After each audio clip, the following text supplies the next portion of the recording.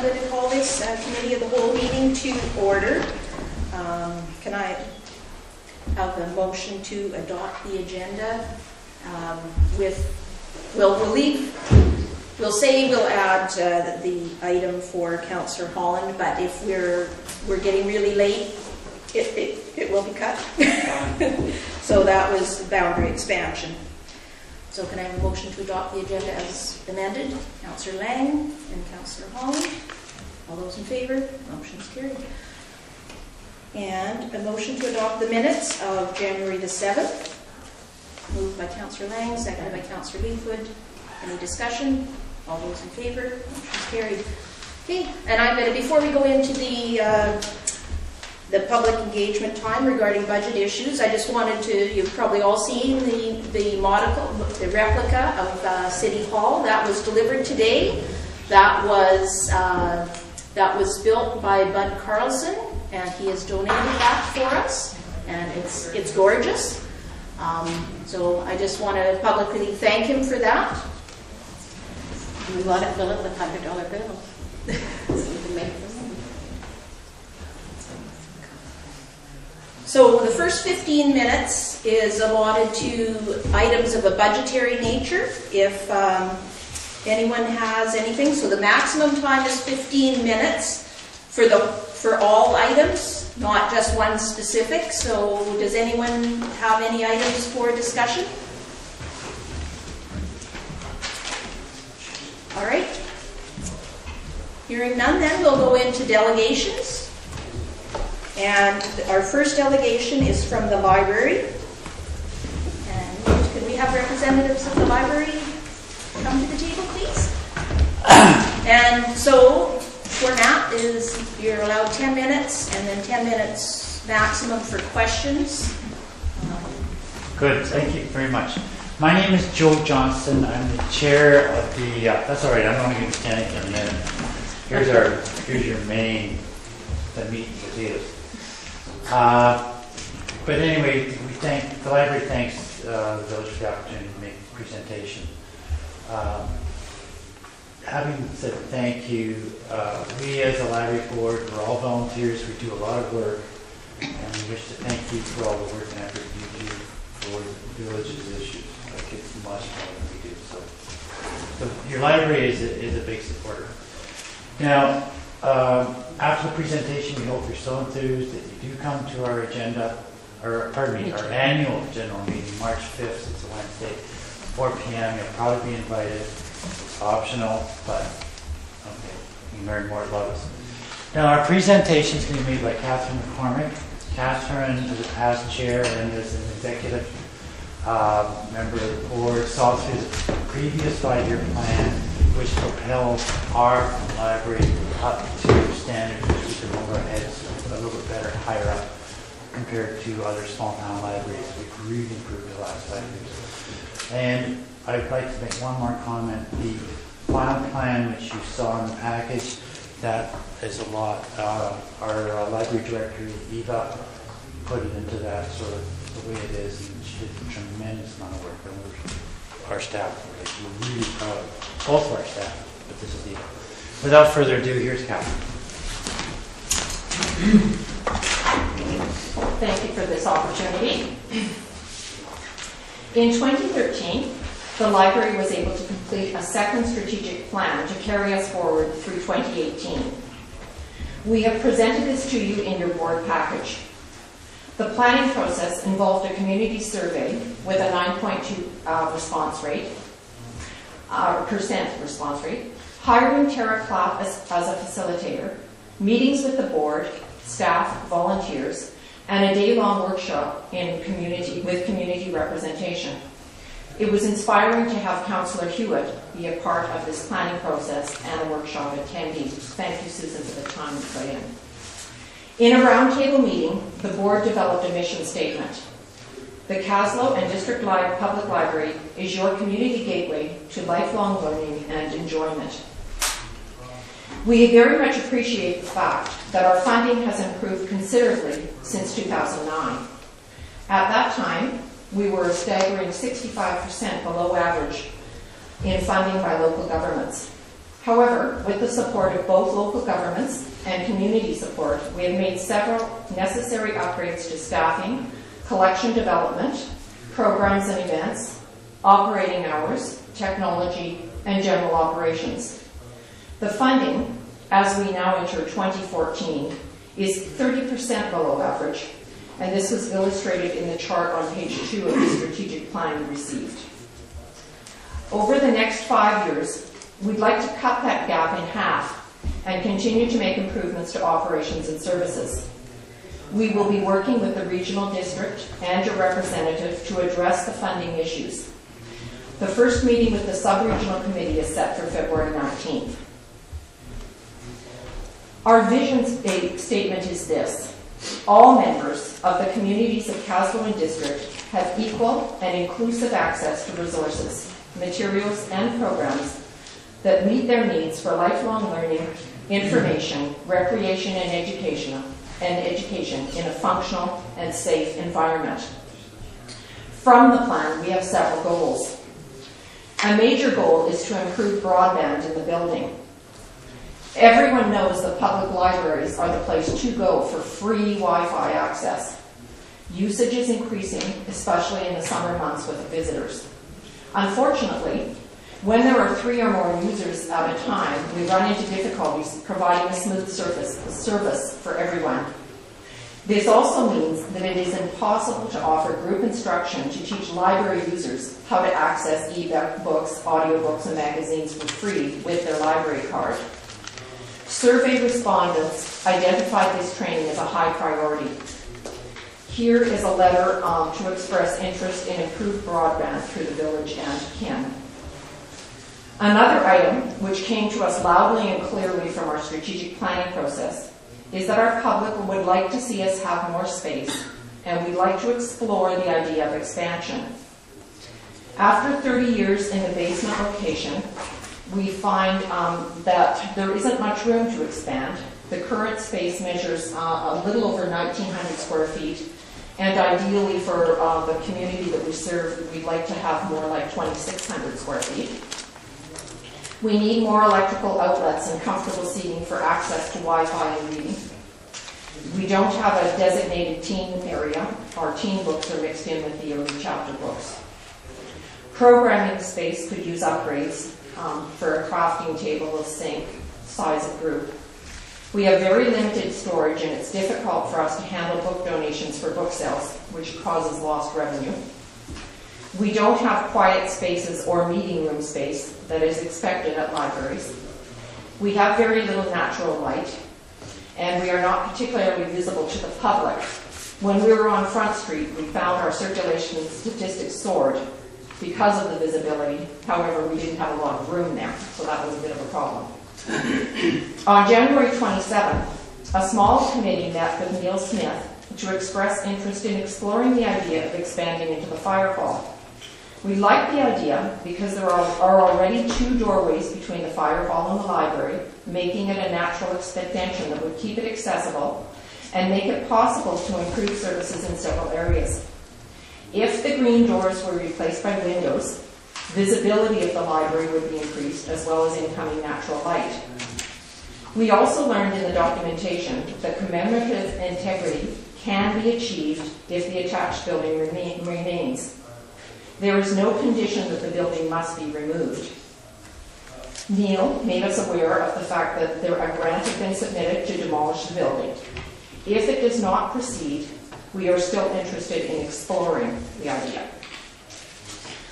Other goals include lending Kobo readers, increasing operating hours by 5 by 2018, continued attention to general operations and staffing, adding a second internet line to separate office and public use.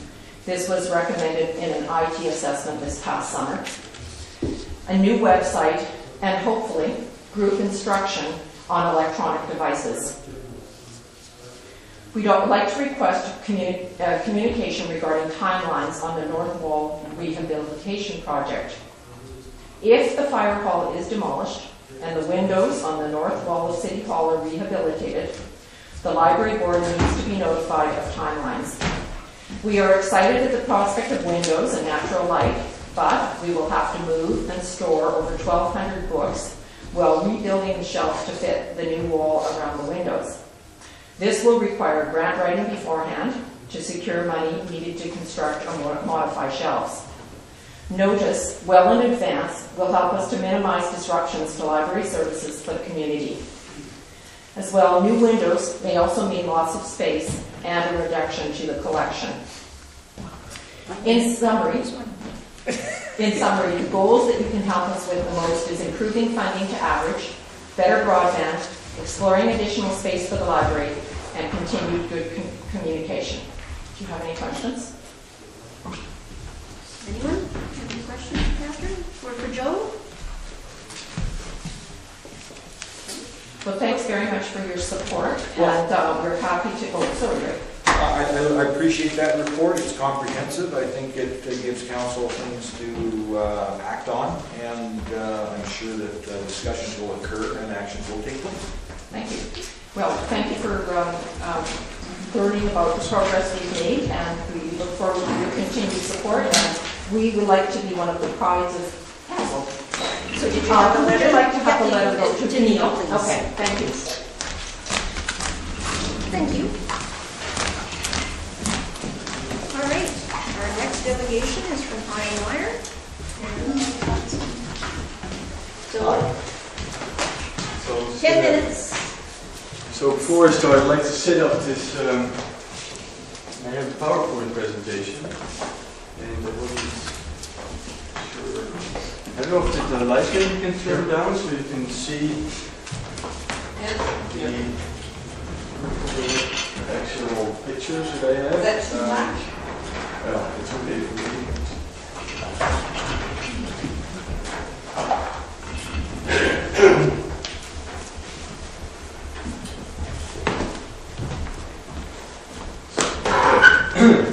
So, thank you for having me. For those who don't know me, my name is Ian Meyer, and I'm a local architect, and a windsurfer, and an outdoor enthusiast. I've lived in Kaslo for about 14 years with my wife and 3 children, and I own a home in the village and run my own business. I just wanted to talk about the recent alterations of the beach that I believe, or as I've heard, there's no plan for it. There's no consultation with the public and no consideration because I believe that the beach alterations that have occurred are a destruction of Kaslo's assets and a disregard of what Kaslo actually is.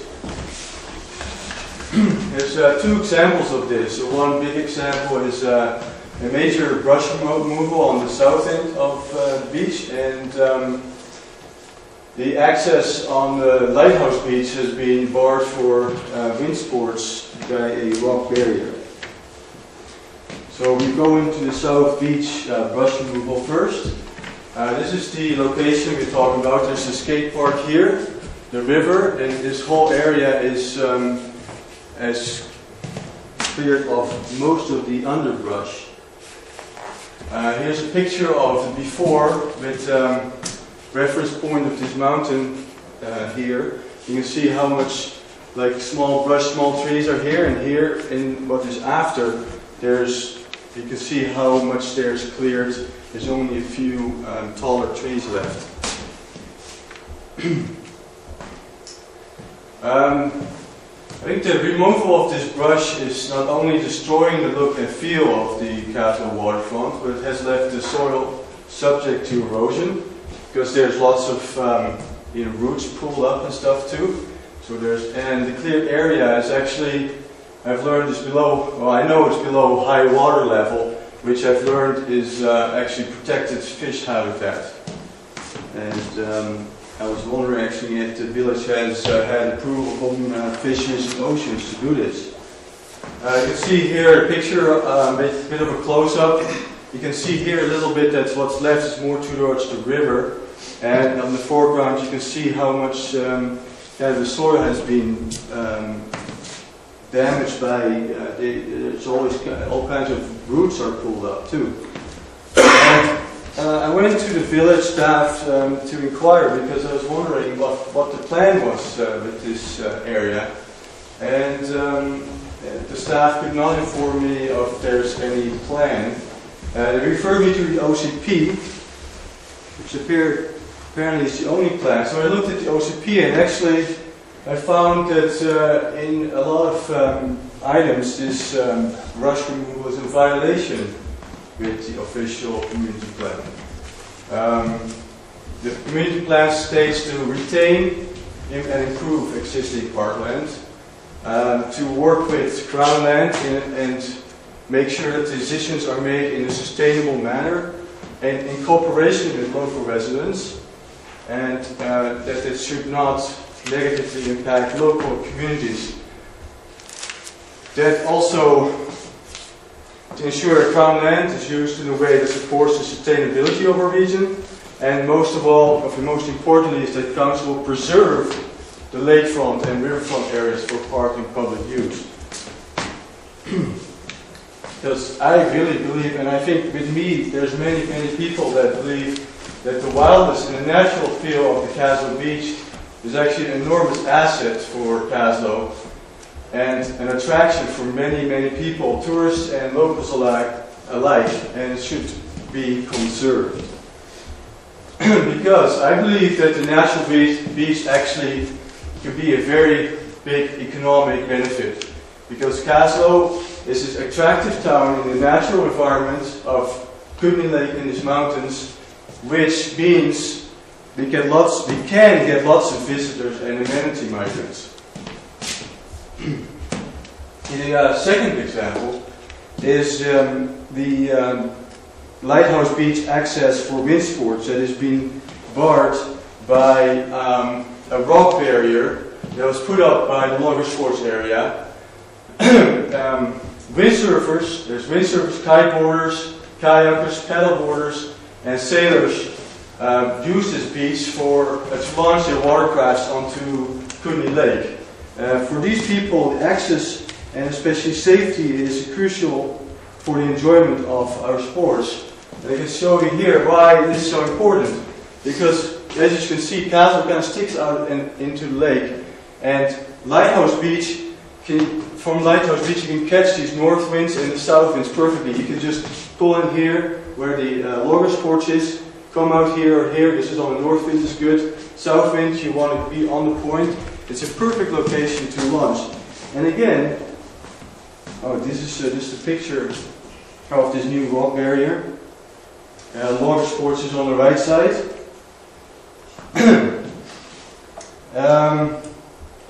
So also the village there's a rock barrier that kind of runs into the lake, and with this low water that's fine and dandy, but when the water comes high up, it could come up to this tree line.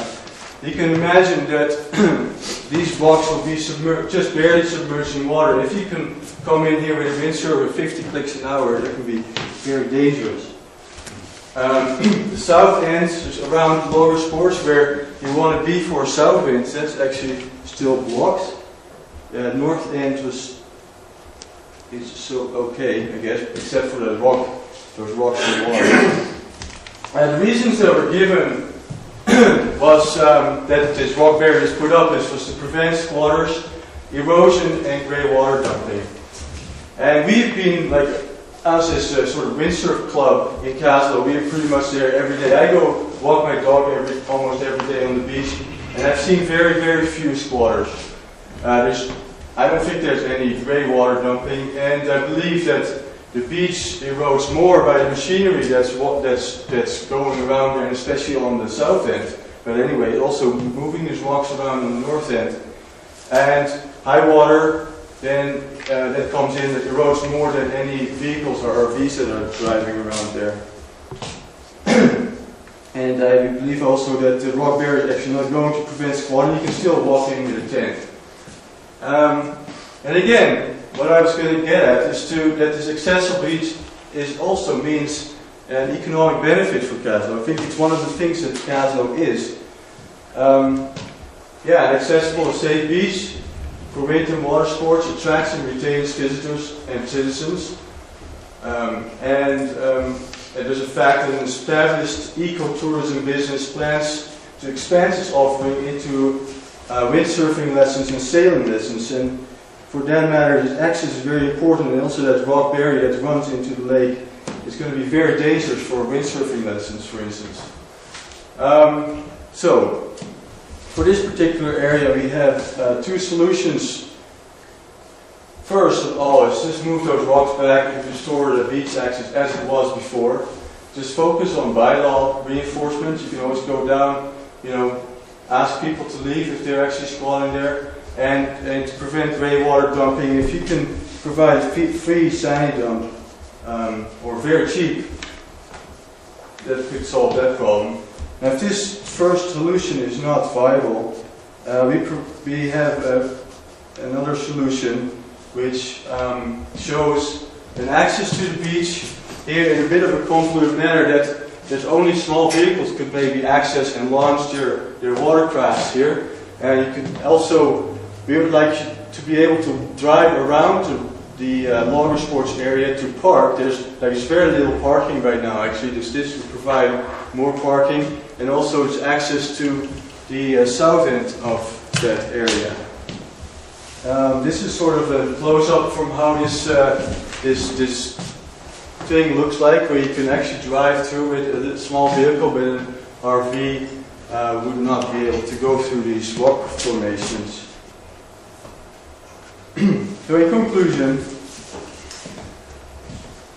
we're wondering why you're destroying natural beach habitat, while you're, on the other hand, you're actually developing a sustainable future plan for Kaslo, and I'm not sure how much money you spend on that. Because the natural look and feel of the Kaslo beach, plus that access for water and beach recreation, is a huge asset for Kaslo. It's an attraction for many people, which means economic benefit. A lot of people benefit from these visitors that like to, recreate here. This natural beach and the lake access, that is really what Kaslo is about. So I'd like to ask you if you please stop this brush clearance and the tree cutting on the waterfront right now. Just don't do any more before you develop a waterfront plan, like a strategic management plan, or however you want to call it. In dialogue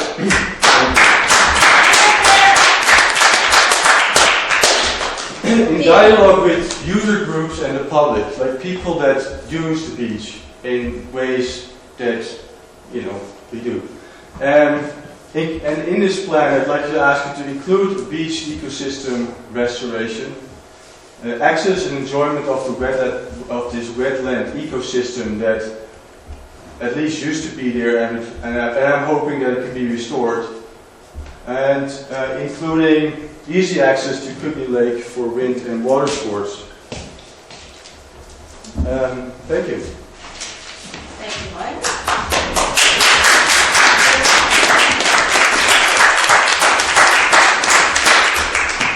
Does anyone have any questions for Hayo? Council? Mayor Lake? Well, I think the OCP is reviewed, and this document should go into the file.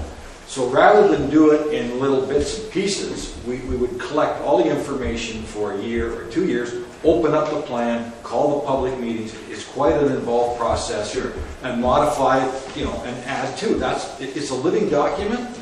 And when it was put together, everybody put their best effort into it. But obviously, in terms of a management plan for the waterfront, there was one there. It wasn't that detailed. In fact, you go back to the original one, it was quite interesting. So, access, I agree. It would be interesting to go, how are you going to build that access? Yeah, for sure. No, I agree. And I think there's a lot of dialogue Yeah. necessary between different...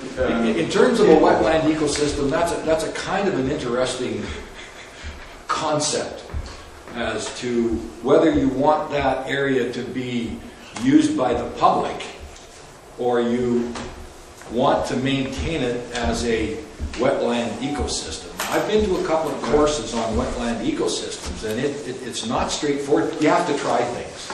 Yeah, no, I So the agree. brush removal, the brush will come back, believe me. And the big issue there is danger to the public from old cottonwood trees. Well, But I'll leave you with those thoughts. Yeah. They can all be added.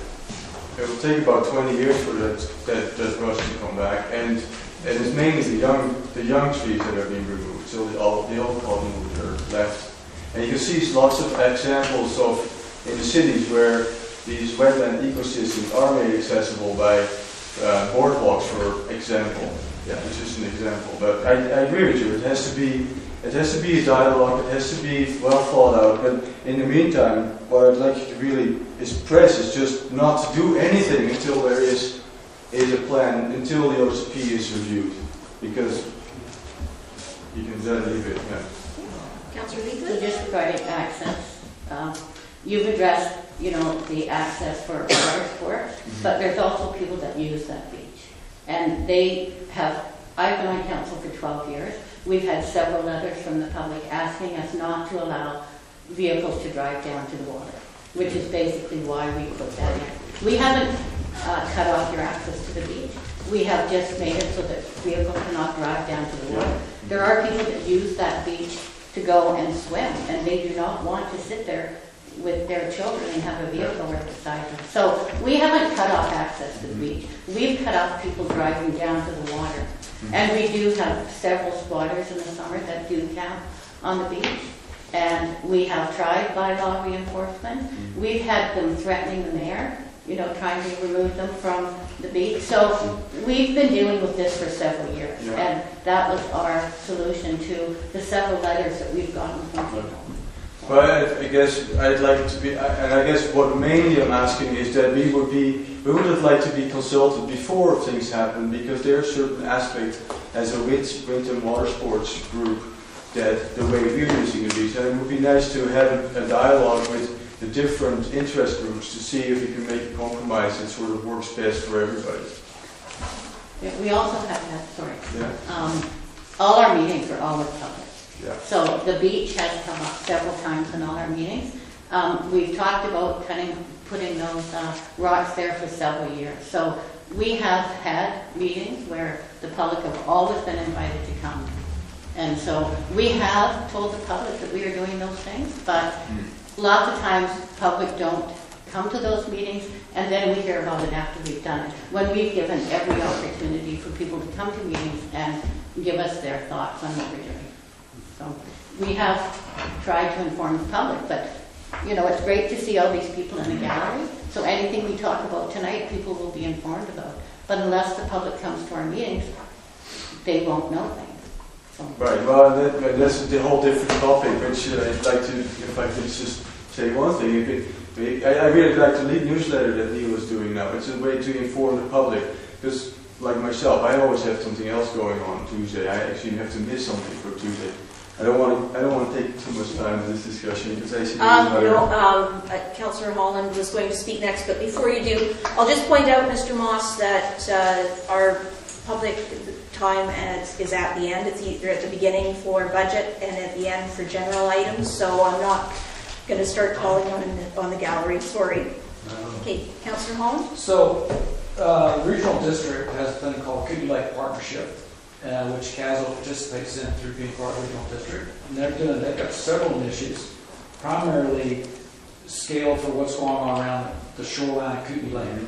So they're working on a thing called shoreline guidance document that'll help assist private landowners and hopefully municipalities at having guidelines to protect the shoreline and manage areas. Coconut Creek Park does a great job of having, they don't go down and rip the brush off their, they have wetlands down there that are completely used by the public. So I think they're not mutually exclusive. They have a wetland system that's used by the park. I totally agree. Yeah. So hopefully the Kootenai Lake Partnership is something that you can go online and read about. You can see some of the work they're doing.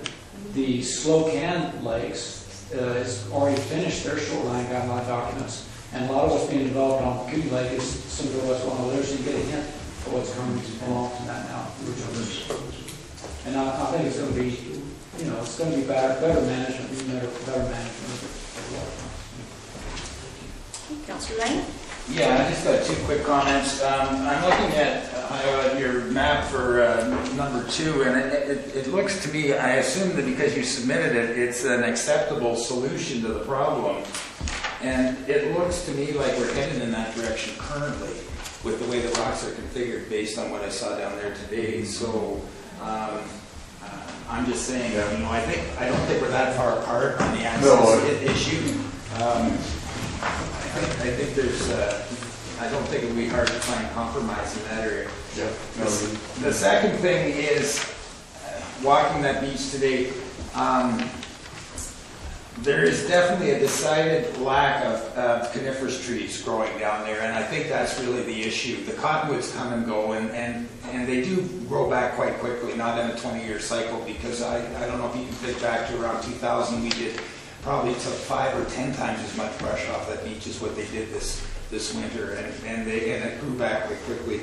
But I think for aesthetic purposes and for protection of habitat, I think we should, and we'll bring this up in budget, embark on a fairly serious tree planting down along that area, and it goes right from the skateboard park right to the sewer plant. Like there's very few deciduous coniferous trees in that area, and I think more would be a benefit to the aesthetics of the area. And I think it can be done reasonably cheaply, especially if you go with smaller seedlings, maybe from the Harrop Nursery, and then with a plan go out there and locate them in appropriate places where they stand a good chance of survival. And I think that go a long way to seeing long range, seeing some improving that area somewhat. I'm going to comment. We've got a lot of people in the room tonight, and the CAO has a comment in here that a long-range plan would be a good idea, and I actually tend to agree with that. I agree with a lot of what you said.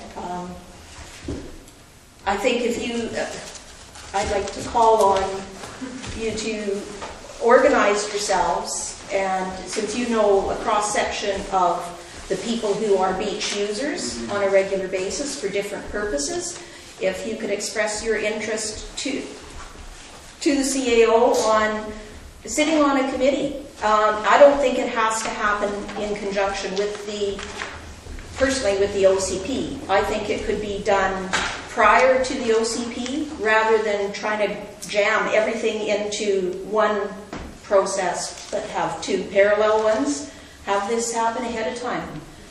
So I would encourage anybody who's interested in, and if you want to get an informal group, I'm on a lot of stuff, but I'd be willing to be the council representative and for as long as I'm a councillor. So I'll put that out there.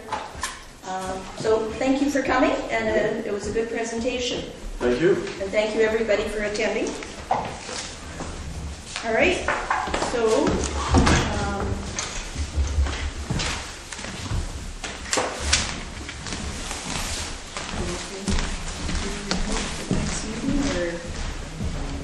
or is there anything that we okay, all right, so we'll move into our business portion of our meeting. The first item is Front Street Park, and there is a report by the CAO and a couple of late submissions regarding an innovative. Speak up, please. Yes. Okay. And there's a couple of late submissions from David Stewart with an innovative idea for public washroom space, which we just got today, so I don't know whether council's had an opportunity to read through it all.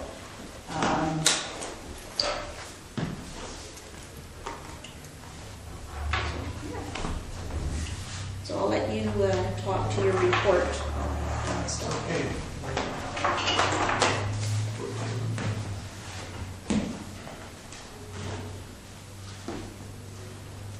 Okay, so before we receive the late submission today, Council referred the matter for potential washroom at Front Street Park to committee to hold further discussion. Just for background for Council and for the gallery, both the Kaslo Hotel and North Kootenay Lake Arts and Heritage Council have requested at various times in recent years the construction and maintenance of a washroom at Front Street Park to reduce unwanted use of private facilities during the farmers market, which takes place at this location on Saturdays over the course of the summer. The village has recently offered the Arts Council an arrangement where the village would provide a portable toilet that would only be unlocked for the duration of the farmers market and would be maintained at the cost of the Arts Council. However, that has been rejected as a solution. There are currently public toilets located at the Campbell Building, the SS Moy and Vimy Park. That is, for a community of this size, that is considerably more than can be found in other municipalities of comparable size and tax base. There is a prominent sign informing the public of washroom locations at Front Street Park, erected last July. Once restored and operational, City Hall may also have public washroom provision. I gather that was the case in the past.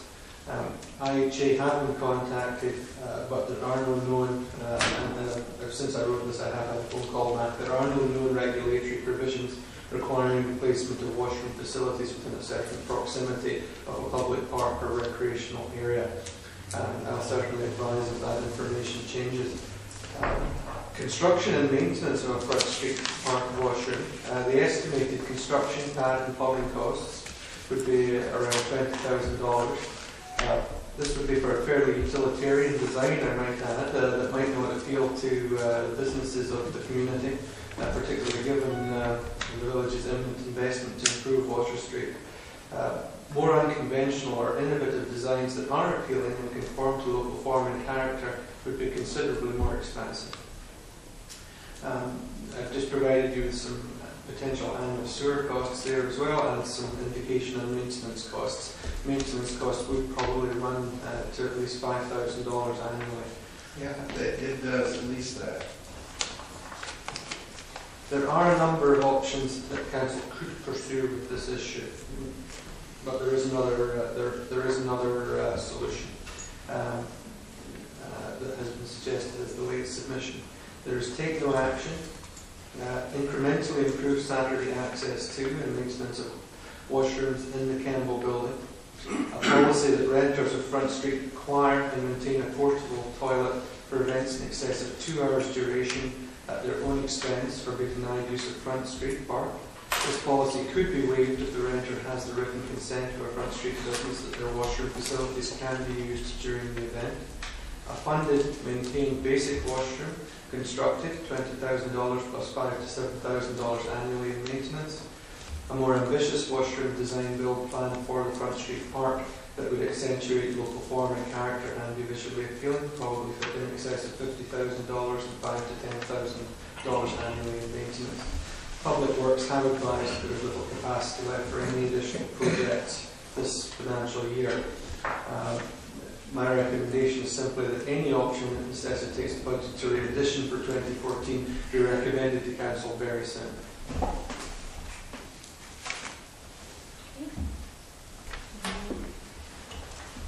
Councillor Holmes? Yeah, I'd be prepared to make a motion if Council would like to hear it. And this is my second, I'll speak to it. So I'd like to make a motion that staff make inquiries with local businesses to see if the Stewart Records proposal is of interest. I'll second that. So farmers markets have been identified as indicators of economic vitality of communities. They're a good example of where minimal investment or investment in labors by volunteers produces a large benefit to the community. And it's one of the items that's tracked by the Columbia Basin Trust and State Basin Rural Development Institute to indicate part of their business retention, expansion, and things like that. So I think if we need to do what we can to support those kind of public events, I think they're crucial to having a vital downtown core especially. And the only thing I've heard would be the lowest impact to the ratepayers of the village of Kaslo, and as a possible solution would be to consult with and see if Mr. Stewart's what he's recommending here is something that might fly with local businesses down there. Yeah, I think you're right. If we are going to do something, we do need to remember that we are going to be, paving Water Street this year, which is going to be a fair amount of money. And when you put that together with other things that are happening in the village, we need to pick and choose the things that are really the most important. And I think right now paving Water Street is really the most important. And we really need to look at the budget implications of that before we consider too many other things in our budget. But I do think the steward, we could look at that and see where we go from there. That was, the motion was moved and seconded. Any further discussion? All those in favor? Motion is carried. All right, the next item is Vimy Park Water Sports issues.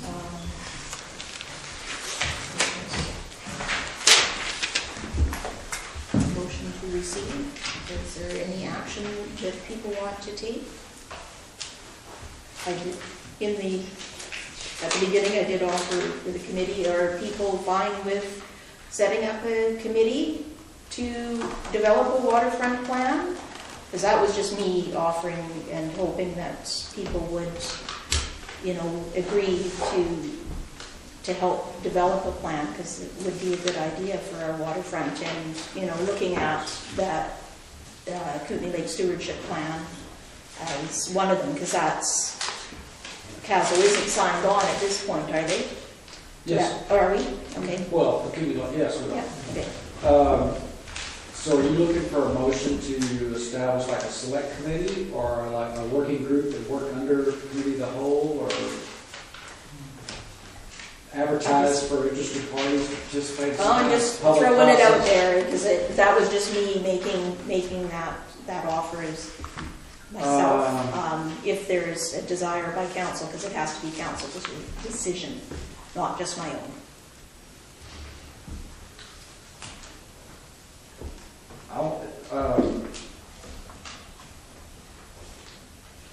So the intent of what I want to do at this point, because it's kind of hard to pull this out of the hat right now, but that it be an item maybe to be raised at the next committee of the whole, we can come back.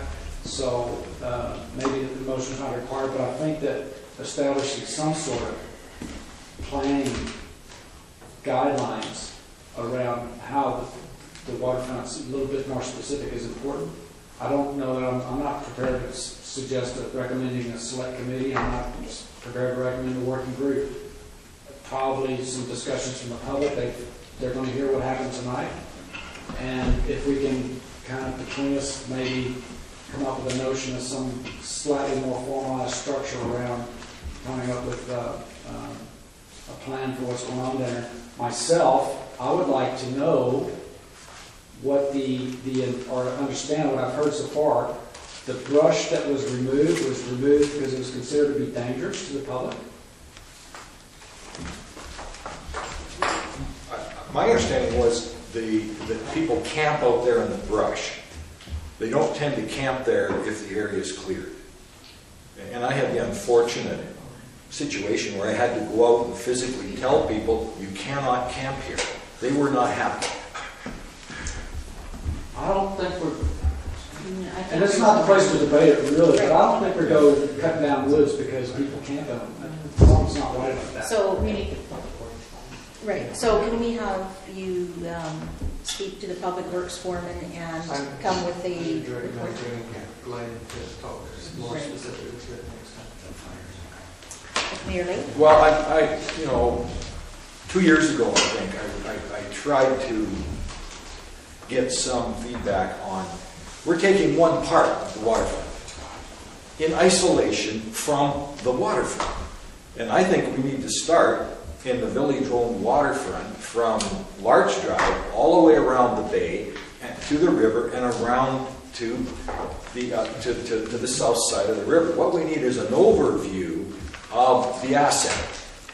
So when we do things in isolation, we tend to negate other opportunities. So I think an ad hoc committee get together with representatives from the various areas on the waterfront and come up with some concepts and ideas. So I like the idea of Jim suggested that the CAO, who's got a background in development planning, take a look at what a mission statement might be for an ad hoc group to sit around the table with some maps, walk out on the beach and have a look, and come up with some direction before we get into a formal committee process. So I think that, and I don't know, maybe it would be nice to get it done before high water. But again, so my thought is to, following Jim's comment here, is to leave it with the CAO. I mean, I don't know your pile is getting off high here. But it doesn't have to be fancy. All it has to be is a process by which all the waterfront gets dealt with, rather than just one part. Well, that's what I was recommending, not just the one area, the whole waterfront. Okay, from Yeah. Larch Drive right around. Oh, yeah, well, all So that's a waters, much yeah. bigger committee than the windsurfers. No, but they're a starting Well, two different place, issues. yeah. So just one final comment, the lands that the village can actually, I mean, there's some control, but most of it, it's public land except for the private pieces at the marina and across the river. The rest is actually, we're funded annually with regional district money in the amount of $10,000 because that's a waterfront trail that's a shared service between Kaslo and Area D. So, well, the trail runs along the waterfront. Right. And so the maintenance of that trail along and where the clearing was done was immediately adjacent to the trail. So I mean there's some consideration there that Area D is kind of participating in that. So I believe Director Shadrack should be consulted on that, or better yet, the Kootenai Lake Services Committee should be consulted on that, because there is some of that funding is directly bearing on the conversation we're having around how that, what the treatment is along that trail, because that trail involves the whole waterfront, including on of the river. Could you bring some information from the stewardship committee, what they're doing so far and what their guidelines are about public access? It's in development, but I know that the Slocan Lake Stewardship Committee has moved along. They've completed their shoreline guideline documents, and those are available online. So if you want to Maybe we reference should get them, some of that information. yeah, I can bring them forward. You can find yourself online. Yeah. So, what do you have there? I know it's not a motion, it's just a direction, but just so we know. Essentially establish guidelines for beginning a waterfront parks management dialogue. Basically, for the public works forum to come and speak more concisely to some of the more immediate issues next month. Well, it's not the parks, it's like what people do getting in and out of the marina affects park influence. So I think it's going to be a plan that looks first at the whole waterfront, private parks, before we come up with a parks plan. Because what happens on those private lots can impact what happens on the parks. But I don't know, what do you think? Well, council already has a commitment to look at foreshore zoning and planning in that respect. Okay. In your top 10 priorities for the immediate Okay. future. You could leave this until afterwards, or you could do the two parks management strategies, not necessarily depend on zoning as it's kind of required. But yes, certain economic interactions. Gallery can't hear. So we've got Gallery can't hear you. We're going to have to get some mics in there. I mean, certain interactions between the public and economic interests are certainly would impact a park strategy or management plan. However, whether that's related or not, it wouldn't need to be related directly to a zoning bylaw for the portion. Okay. Councillor Lang? Does council have any appetite for seeing some trees planted in that area we described earlier this year at no cost to the village? And in conjunction with the public works crew, so in that they would identify where the trees would go? Well, we have a forester here, I think the reason there's no conifers on the beach is because you get a month of high water down there and those trees drown. They don't do get underwater. What does get underwater is deciduous pine. But I mean, Greg would be able to speak to that. I don't think conifers will last down there. Well, there's lots of conifers along the beach. They're all around the skateboard park and down that trail system. There's conifers everywhere down there. You're not going to plant them right out on the edge of the low water. Around water. That's great. They survive. For whatever reason, they survive. Most trees won't do that. Yeah, I have been down there, but I think we're off topic here. Yeah. And you know, what we need is an overview assessment of the waterfront. That's my view. Then we need to be able to break it up into little pieces about, well, let's plant trees here, let's put park benches in there. All right, so can we move on to the next item then? Well, I'll move for receipt for the email from Mr. Jeffrey, and we could inform him that we are looking at issues involving. Or all the items under number 2? Yeah. Or just the one? Well, not all of them, but they basically speak to the town. Okay, so motion for receipt of all items under number 2. Second. Any discussion? All those in favor? Carried. All right, number 3, tree replacement policy.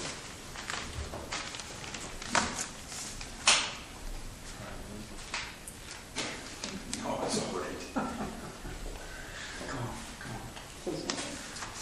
We do have it. Yes, it's part of this.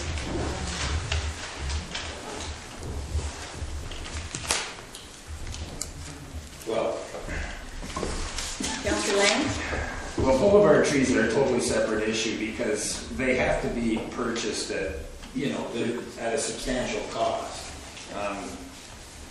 They can run easily $100 to $200 per tree. So I think this whole issue, there's places in town that would benefit by more boulevard trees, but again, it should go to budget.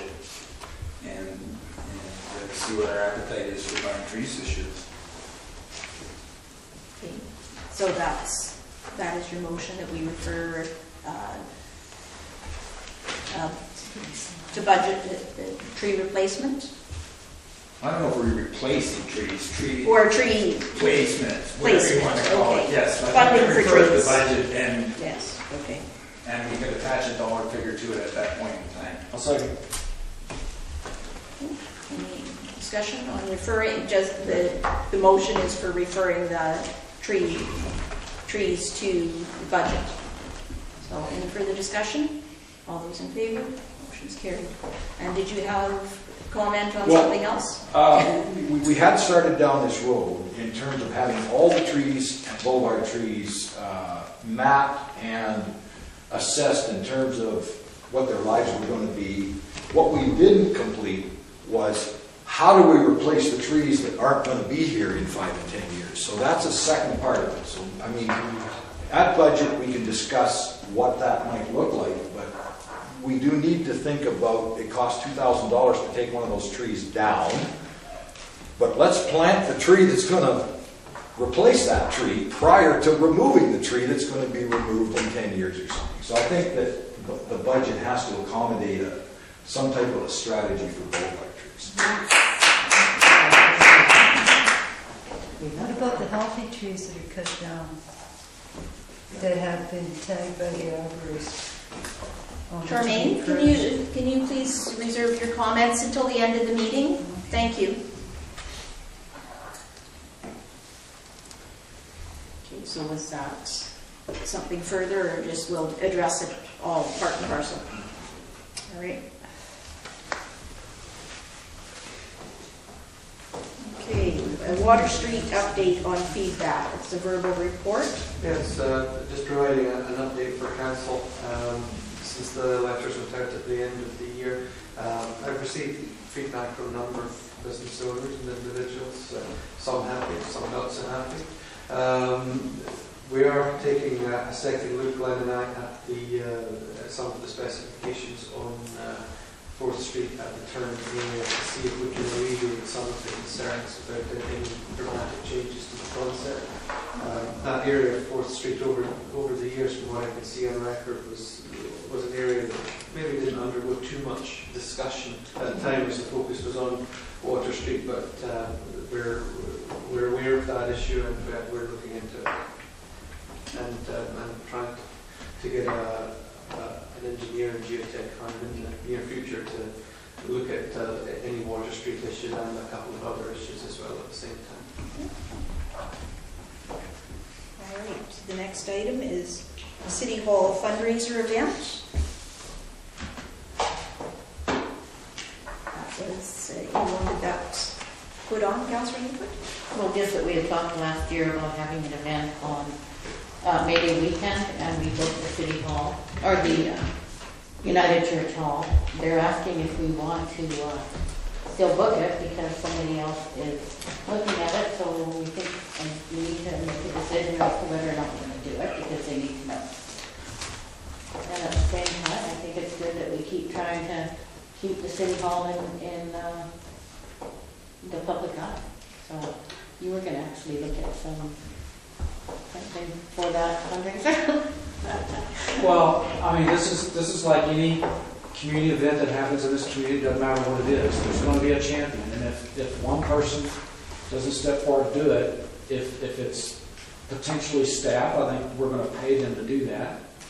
If it's not staff, then it's going to be a volunteer, and there'll have to be somebody to take it on. Unfortunately, as good as I am at organizing events, I just don't have the time to devote something like this. I mean, You were just going to ask the winery whether or not. There is a winery that's willing to come do a tasting and sell bottles of wine as a fundraiser, and that piece I did look into, and that's set. So I mean, if you want to do that, but they need to know fairly quickly.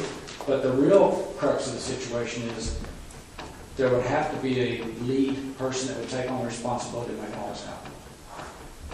Well, I would organize it. I mean, I think that it is our building, and you know, I think council needs to be seen as trying to move the building forward.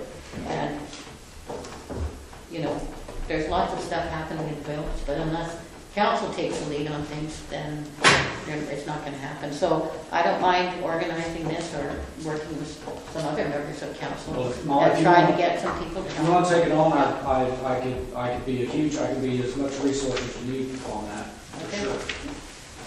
Anybody? So I'm wondering if the seniors hall would be an appropriate place for wine tasting, because I'm sure that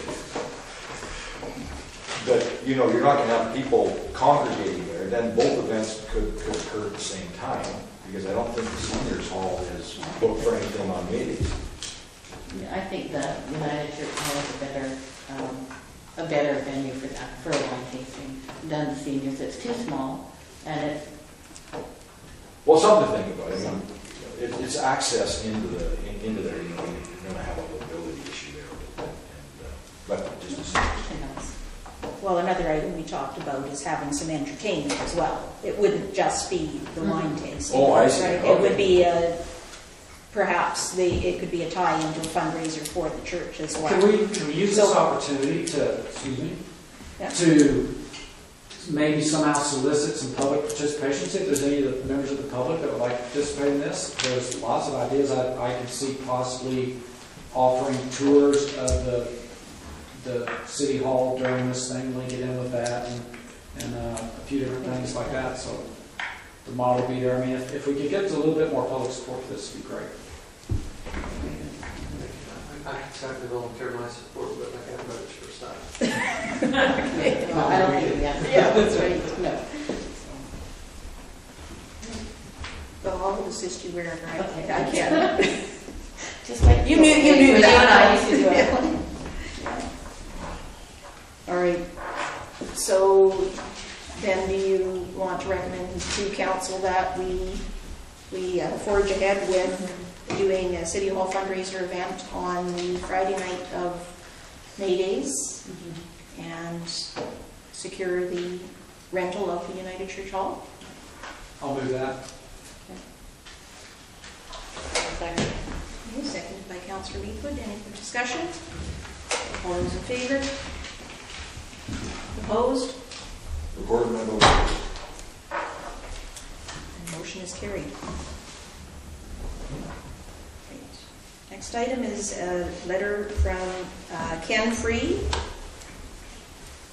It's regarding challenges with the access road in and out of the hospital.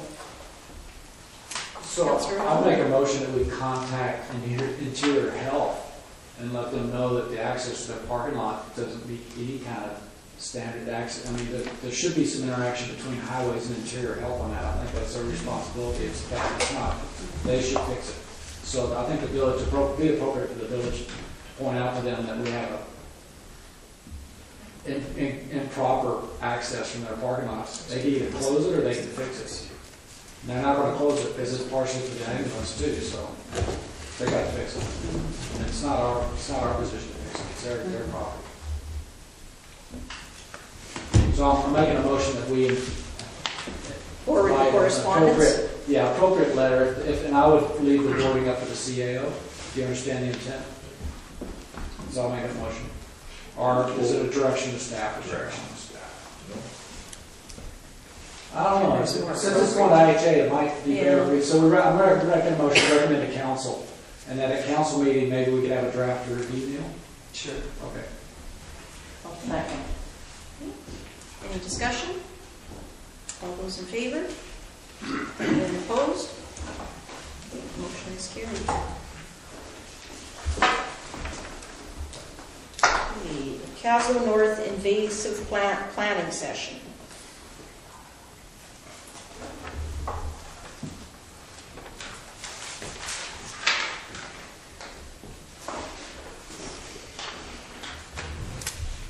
So there appears that there's going to be a planning session Tuesday, March the 4th at the village office. And other than a time, we don't have anything else. They're just going to forward the materials later, is that? That's my understanding. Yeah. Move for receipt. Second. Any discussion? All those in favor? Oh, did you have Well, I discussion? just had, there's no time or? No, I don't see a time, just a date. Whose intent is it? Go to a 9:30 a.m. to 12 p.m. Village Council Where did you see the time? on the 5th page. There's an agenda there too. Oh, okay, way down there. Okay.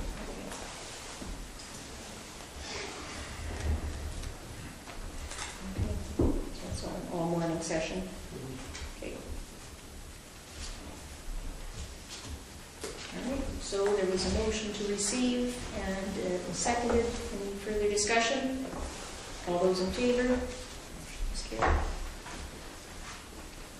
So they booked a room for this? Yes. If it's our calendar on Tuesday?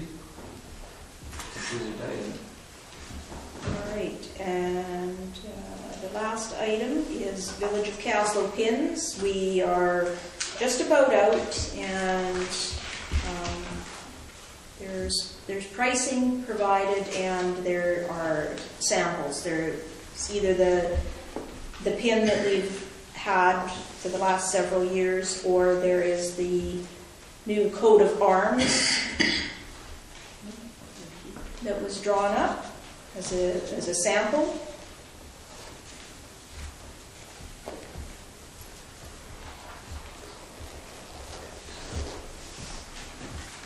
Council for the Yeah. I like the blue better. Oh, I do too. Blue's a lot better. It's got the colors. Yeah, we got to pick one. Yeah. I was looking at it.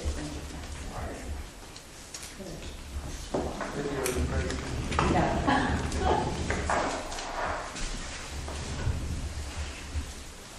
So, do you know how many we normally would order? No, I believe that the pricing would go up there for one minimum level order, so I think it's for, was it 500 or something like Yes. that? That's usually a local government order.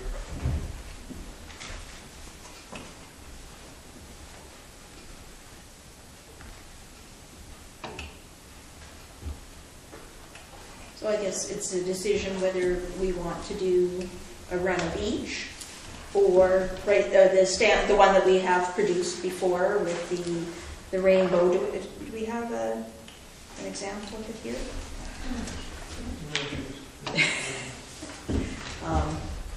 You know what it looks like. Yes. It's with the moire and rainbow and Okay. Probably much more expensive. what's that? Probably much more expensive. No. The rainbow ones, huh?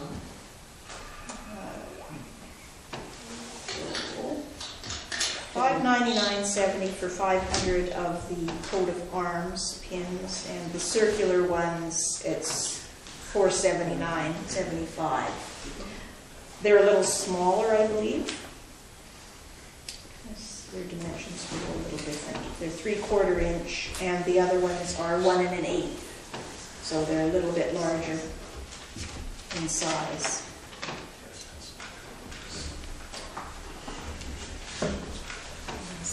To do. No, hard up on this one. Well, for some reason I just lost the page, but I'm So did I. looking over Molly's shoulder at this point in time. I don't know, That what was did we just- spend last time we ordered? Yeah. Oh, it's probably We ordered years. those. We ordered It's these. many years, yeah. Yeah. How many years ago we spent $500? Yeah. Many years ago? So the new ones are, with the coat of arms, are 600. Okay. They are sold in at least one store in Castle. They sell them? They're Yes, sold at the visitor center. and a merchant sells So them we as well. provide those for sale? They buy them Oh, and resell them. I'll be more careful about how I give them out. Why are you gonna sell them? Find money. To raise money for the city hall. Councilor Make Redley? a motion, we spend $600 on pins. Second. The new one? The new ones? In the blue? Yeah. I don't know whether any of you can see that or Yeah. not. The blue's best. Yeah. That's as big as I can get it. So, yeah, I think the blue is better. There's the yellow doesn't show up as well. So motion to order around 500 of the newer style in the blue. Yeah. Seconded by Councillor Leithwood. Any discussion? All those in favor? Motion is carried.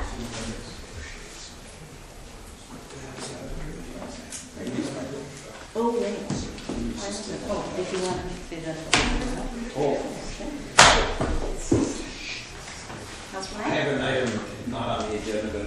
Oh, well, actually, Councillor Holland had one, and since we're, oh, I'm you gonna know, pass. you're gonna pass on I got this? you on the road, I'm out of here. Oh, thank you. All right, so, Councillor Knight? Yeah, I don't know how many of you are aware, but Dan Miles received a very prestigious award this week. One of the top 40 principals in the entire country of Canada, and I think it would behoove the village to send him a letter of congratulations for his accomplishments, his achievements in that regard. I'll second that. No discussion? All those in favor? Yes, and congratulations, Dan. Was outstanding I principal. can forward you the email I got on it, and it will tell you exactly what the award is entitled, so yes. Okay, so any other items for council? All right. So it's now 8:10, so we have 15 minutes for public questions. Mr. Moss? Thank you. I'd just like to ask and suggest at the same time that the council, when they're considering a plan for the entire beach area and parts thereof, think in terms of regional development, regional economic development, and your comparative advantage. As a tourism planner, just about every little town in the Kootenai likes to recreate a very poor representation of English Bay in Vancouver. Lollipop trees, carefully manicured lawns, they're all third rate. You have a beach that is magnificent in its natural ecology, which the others try and rip off, like apparently seems to have been done by error here. So think of your comparative advantage. Why drive another hour up the highway from Nelson with this little lollipop or imitation of English Bay Park? Why? Because we have a natural ecology. Let's keep it. I suggest you really consider this when you deliberate on where you're going with the beach area.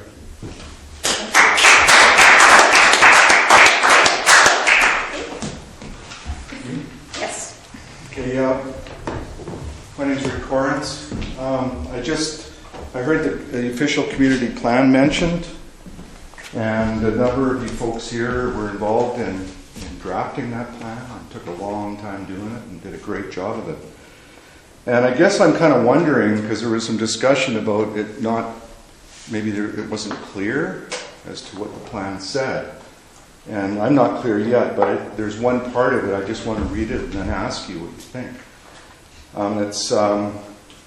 It's numbered 4.22, Lakefront Protection Development Permit Area. And it says here, the area within the village of Kaslo illustrated in the Development Permit Area Plan as the Lakefront Protection Area is designated as a development permit area. This terrestrial ecosystem development permit area is designated in accordance with the Local Government Act for the purpose, excuse me, I'm nervous, of protection of the natural environment, its ecosystems, and biological diversity.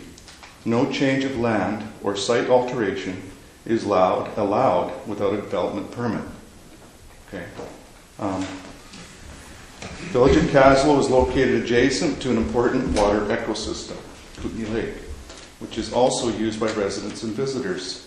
The Lakefront Protection Development Permit Area is designated to protect the natural beauty of Kootenai Lake's shoreline and protect the area as a natural resource and as a water source for many users. Is that the area we're talking about here? Pardon me. Pardon. Yeah. Because if you look at the whole plan, it breaks that apart from all the other waterfront land you're talking about. So to say you're going to tie it all together, your plan doesn't say that. They're separate issues. So if we're talking about what I just read is about what's down here, the plan already tells you what you need to do. Thank you.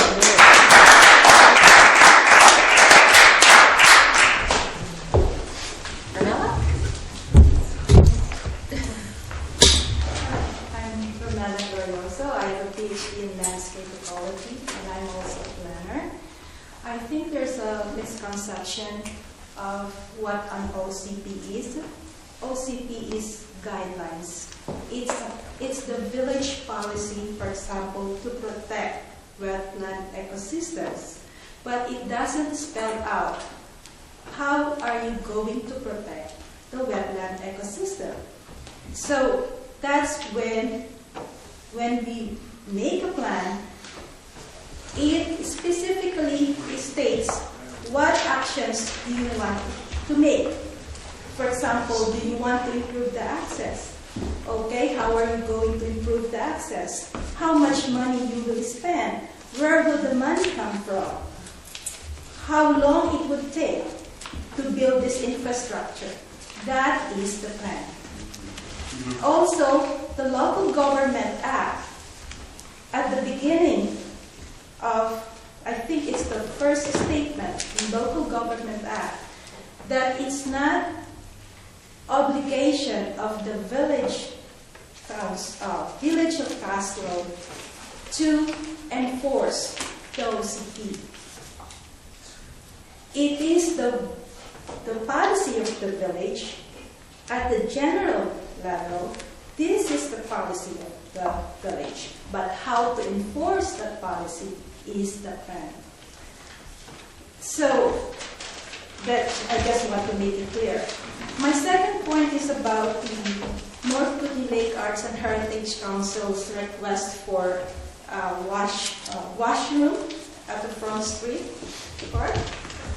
I was a board member of the North Kootenay Lake Arts Heritage Council 3 years ago, and I remember presenting to the council with Mr. John Eklund here the request of the NACLAC to have a washroom at the Front Street Park. And the council response was to carry out a survey. And all the businesses on the Front Street and all property owners were surveyed if they are going to support the washroom at the Front Street and the activities of North Kootenay Lake Arts and Heritage Council. The council did not write a report. So NACLAC wrote a report. We had access to the answers or to the response of the survey. The report was presented to the council and to the Chamber of Commerce, and all the businesses received a report. Because I distributed the report. So I would like to suggest for the CEO to look and read the report and see the response or the overwhelming support of the businesses for washroom at Front Street Park. I heard that the CAO also mentioned that for the population, for the size of our population, Kaslo, we have enough public washrooms. The problem is there's one in Campbell, there's one at Vinnie Park. The problem is in the summer when the population is almost double. All our second homeowners are here, visitors come here, and our community is aging. What do you want, for example, a 65-year-old person needs to have access to the washroom? Can you tell him or her, run to the Vinnie Park when he is at the Front Street Market? Or go to Campbell Building? This is not a wheelchair accessible building. So, I'm no longer a board member of NACLAC. I'm a board member of LANAM, but I wish to reiterate our request because I was part of that delegation 3 years ago. Thank you.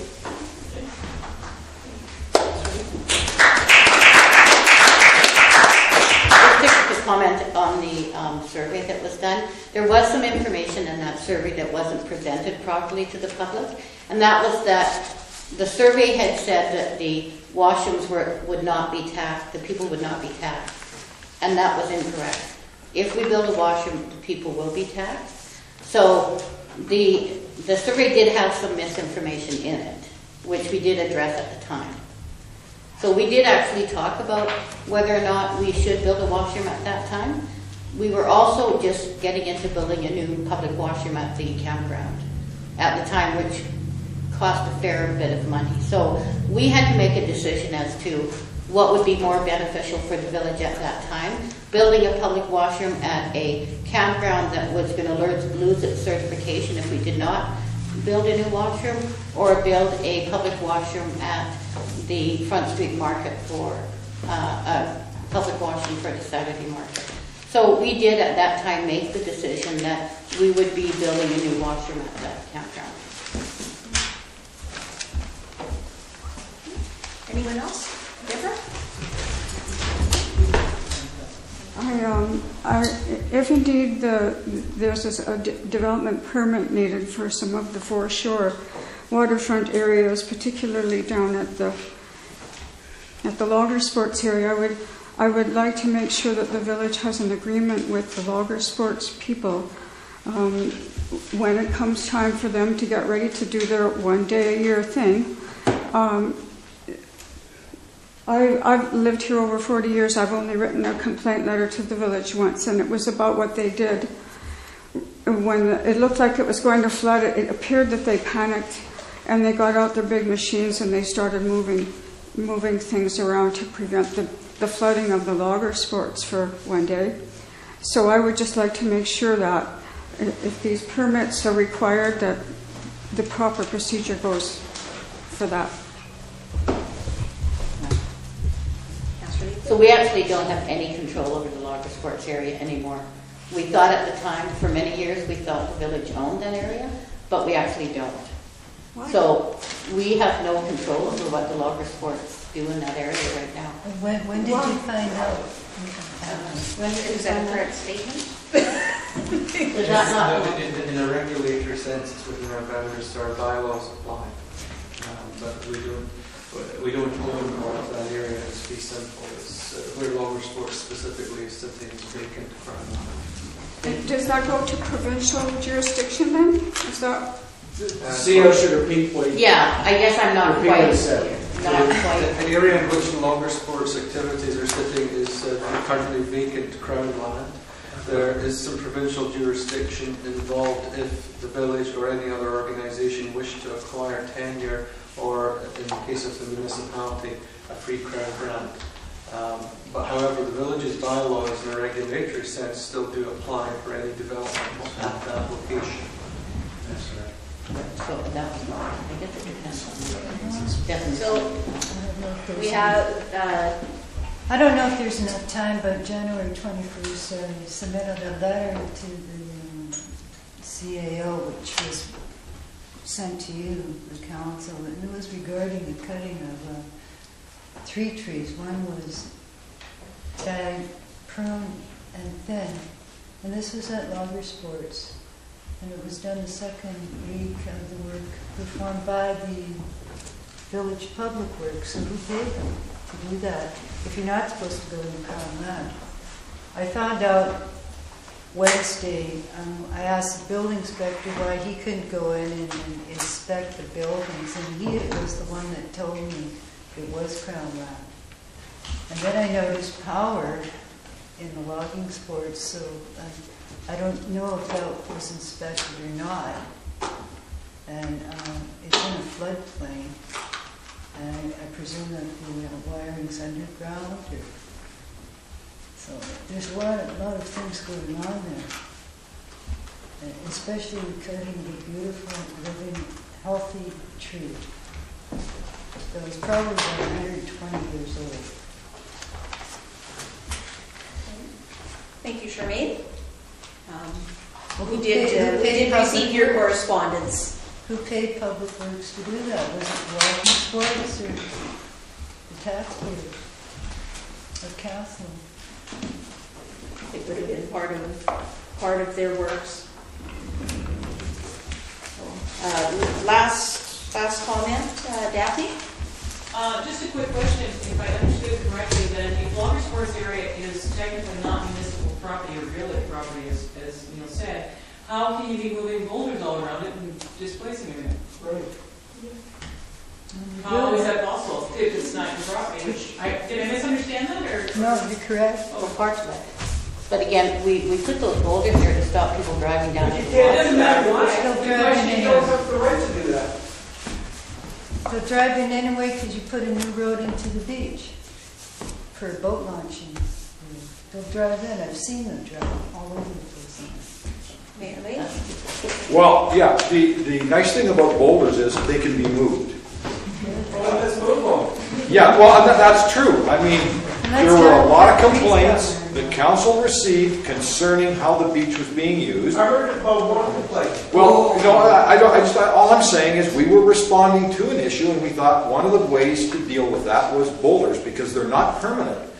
So I would suggest that sometime we can review that and find a way to accommodate and compromise what each party wants. Some parties want it blocked off, some parties want total access. So I'm sorry, council's in a bit of a bind here in terms of trying to get the parties that oppose each other on this matter to find a compromise. And that's probably where this ad hoc group could go, is sit down, address these issues, try and find a solution. But I can tell you, I have moved an awful lot of boulders around in my life to the point where they nearly wore out trying different things every couple of years. So they're not fixed, it's not cement, and we will do our best once the groups that have the struggle between block the beach off and don't block the beach off can find a compromise to what works best for in the best interest of the community. Can I finish my original thing that I had interrupted there? Regarding the boulders, it comes back to one question. I'm sorry I have to ask. One, if it wasn't your land in the first place, how can you move the boulders wherever you want to? And two, what you've done is you've blocked access to your own local community organizations, but I'll guarantee you those boulders are all going to get moved for logger sports for that one day. So in effect what you're saying is that you're penalizing the local people, but, well, it's logger sports. And don't get me wrong, I mean, I sit on the chamber, so obviously logger sports is viable financially and we need it. But it's a funny way to show respect for the community that's here the rest of the time. I have got a really good plan. Put boulders exactly all over the place. You couldn't get an RV down there, but small people, elderly people, some of the ladies who like to take their kayaks down to the beach, some of the windsport people, they can still get down. They can't actually get out onto the beach anywhere where anybody's swimming, so that is not a valid issue that we brought up before.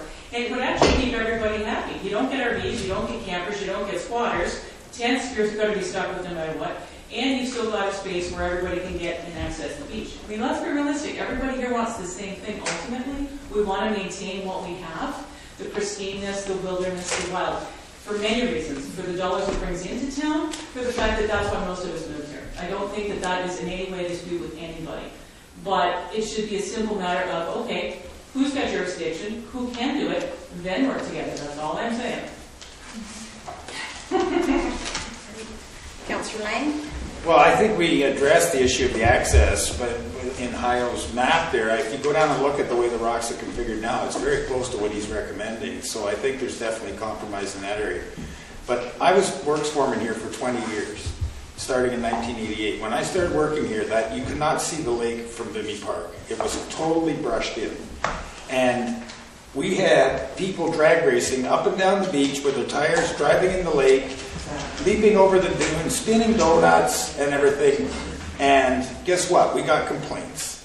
People didn't like Nobody actually wants that, but that's not an Every issue Monday now. morning when I came to work as public works foreman, rather than doing something constructive for the village, my job was to pick up a green plastic garbage bag and go down to the beach and pick up broken bottles and glass from all the parties that took place on the beachfront on the weekends. Maybe that was a good way for me to spend my time. I don't think so. I think there was better things to do than go and pick up broken glass and beer cans off the beach on a Monday morning. There's got to be a happy medium. I volunteer for an ad hoc committee. Yeah, how do you get on? I think we need to hear from the public works foreman first. He's not here. I think the When we hear from CAO, him. the CAO receives instruction for staff to prepare a report as to how we can deal with the waterfront issue. And so let's give them a chance to try and do that. There will be another committee of the whole meeting, and I'm real happy to see you people sitting there, because this is the first time in that committee of the whole meeting that we've actually got the public out to the meeting. So thank you very much for coming this evening. I think it's been instructive to council to hear the different views. I think it demonstrates that people in the community are prepared to get involved in the political process and raise these concerns. And so I think we've made some progress here in terms of the way in which we do business in the village. All right, thanks everybody for coming, and no further business, I'll entertain a motion to adjourn. Moved by Councillor Lang. All those in favor?